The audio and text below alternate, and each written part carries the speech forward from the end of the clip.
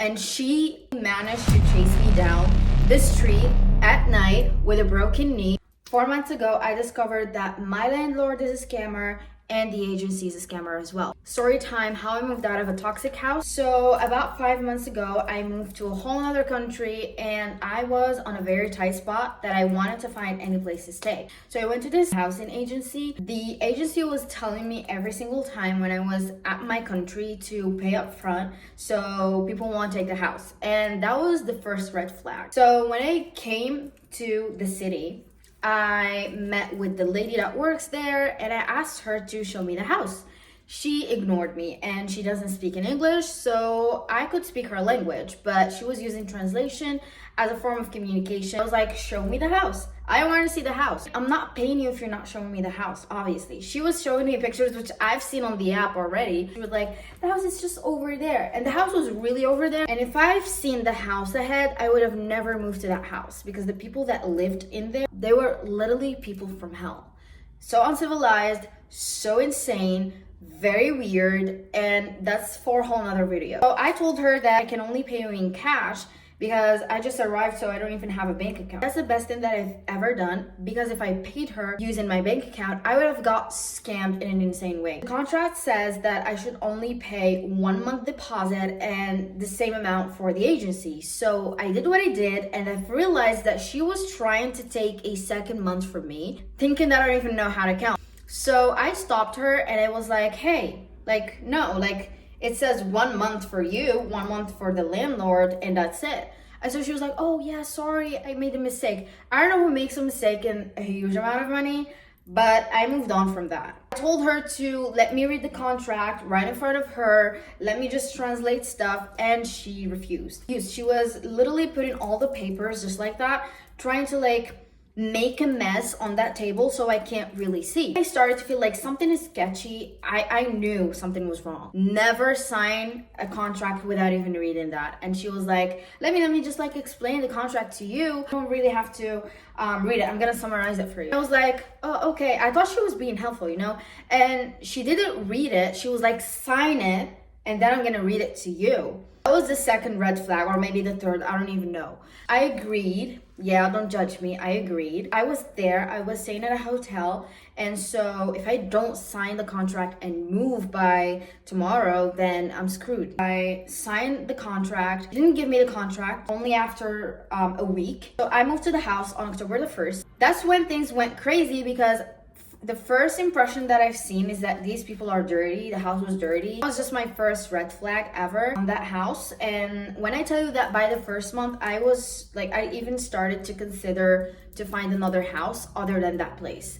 We're not gonna talk about that, because if that house wasn't chaotic and if it didn't have tons of red flags, I would have probably never discovered what was actually going on with my contract. When things went chaotic and I was like, that's it, I'm gonna leave. I had a crazy fight. I sent this contract to this lady, which I met. She was helping me out with stuff, and she was like, send me the contract. I really want to see your contract. She reads the contract and she said, Ray, do you know what you signed up for? And I was like, no, the lady didn't even let me read that. Mind you, I've read the contract afterwards and a lot of things didn't make sense. In the contract, it says that I should, and I have the right to, visit the house before I move into it. The other thing, it says that if anything breaks in this house, if the ceiling falls off of your head, and it was written this way, you should pay for it and the landlord takes zero responsibility, even if it has nothing to do with you, If anything breaks, if there are water leaks, you fix it, not the landlord. The landlord had this condition, which is, I don't want to be contacted regardless of the reason. What the fuck? One thing that was stated in the contract was the annual cost of the rent that you are going to pay. And so in letters, it was different, and in numbers, it was totally different. And if we divide it month by month, it was completely different. I realized that when it comes to the condo, you have to pay 40 euros per person. The apartment was so disgusting. We don't have a garden, we don't have an elevator. We were paying 40. And 40 for what? We don't know. Right before I left and right before I flipped the fuck out, I found this lady. She was my neighbor, door to door. And so I talked to her and I was like, hi, I'm new here. And by the way, I wasn't new at that time. I was like, can you just tell me how much it costs, like condo here? She was like, 20 euros. And I was like, per person? She said, no, like the whole house.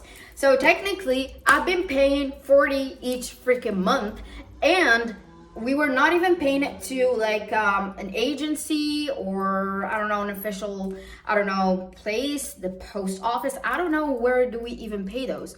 It was literally combined with the price of the rent. The lady was like, hey, you are being scammed. You're paying 40 every single month. The rent has nothing to do with that specific price. You're paying rent that is so and way less than the amount that I was paying. And also the landlord is doing tons of conditions that don't really make any sense. And I was supposed to pay extra money if I am leaving the house without a notice. And guess who did that without even paying? That was me. Yeah. So I left the house. I remember that day I stole a lot of stuff. I'm gonna lie to you. I remember jumping on the bed, making it so dirty. I left the trash inside. I remember even letting the water open. I tried my best to make those bills go as crazy as they can because I know they were not going to give me back my deposit. So I left without telling anybody like where am I going, what the fuck is going on, even like the agency. Mind you that the agency put my room for rent like 2 days after. Luckily, no one wanted to be in my room only after a whole month. So I made them lose a cost of a whole month and the bills. I don't care. It is what it is. One of the craziest stuff is that the people that I lived with, they were mad that I was leaving. Like, you're being scammed as well. Like, why don't you even consider the fact that you are being scammed? But instead of that, they chased me down like literally at night. The other one had a broken knee, and she like surprisingly managed to chase me down the street at night with a broken knee. Mind you, I was the one taking the trash in her place because she was like, my knee is so like in pain and I can't even like walk and all of that, but she could run after me, you know? The other one, the older one was like pretending to be so friendly, trying to check on me. Oh my God, what was wrong with you? Yet the second I got on the train that night, they blocked me.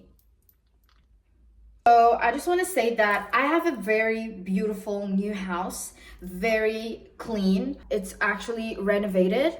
I just want to say that what is meant for you will find you now or later. And if something is not meant for you, you're not gonna last there. I hope you guys enjoyed the story because the story of this house is even insane and I can't wait to tell you every single detail.